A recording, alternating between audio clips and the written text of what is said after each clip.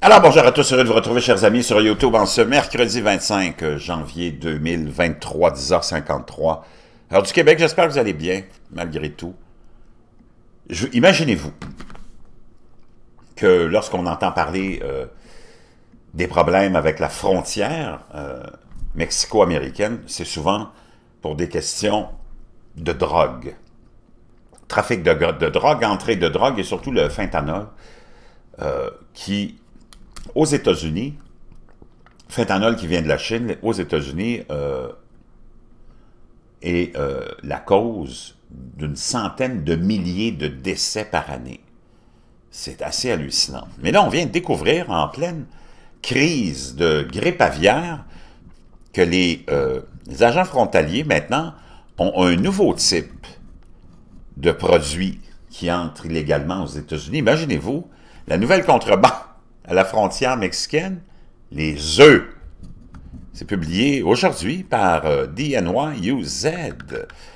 De la Californie au Texas, les agents frontaliers saisissent de plus en plus un type surprenant de contrebande en provenance du Mexique. Les œufs. Les agents des douanes et de la protection des frontières américaines ont eu plus de 2000 rencontres avec des personnes essayant d'apporter des œufs aux États-Unis depuis le Mexique entre le 1er novembre et le 17 janvier, a déclaré un porte-parole de l'agence au cours de la même période de 11 semaines. Un an plus tôt, il y avait environ 460 rencontres, ou en tout cas saisies de ce type.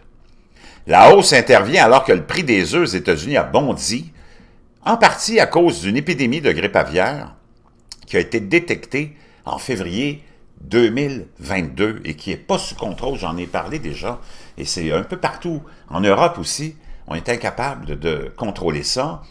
Il y a des millions d'oiseaux qui sont abattus.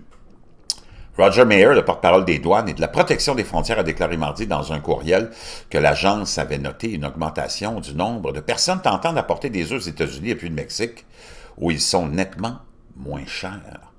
Les 2002 rencontres impliquant des œufs survenus entre le 1er novembre et le 17 janvier ont été signalées par les bureaux extérieurs de San Diego, Tucson, Arizona, Laredo, Texas et El Paso. Et ils ne représentent pas le nombre total d'œufs saisis. La plus forte augmentation a eu lieu à San Diego, où les rencontres sont passées de 230 à 1100 à 1077, soit une augmentation de 368 %. M. Mayer n'a pas précisé le nombre d'œufs saisis lors de ces rencontres. Dans un courriel, il a déclaré qu'il ne s'agit pas nécessairement de contrebande, mais plutôt de rencontres accrues de personnes voyageant avec des œufs. Chers amis, wow!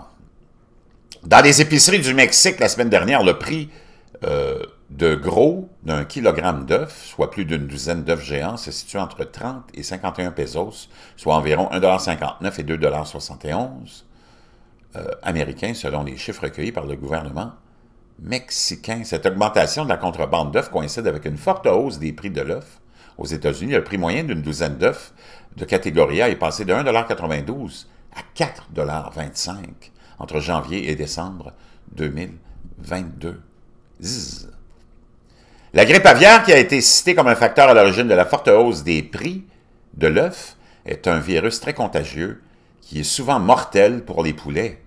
L'épidémie a touché plus de 58 millions d'oiseaux dans des centaines de troupeaux commerciaux et de basse-cour. Selon le département américain de l'agriculture, fin 2022, plus de 43 millions de poules pondeuses étaient mortes de la maladie ou avaient été abattues pour empêcher le virus de se propager.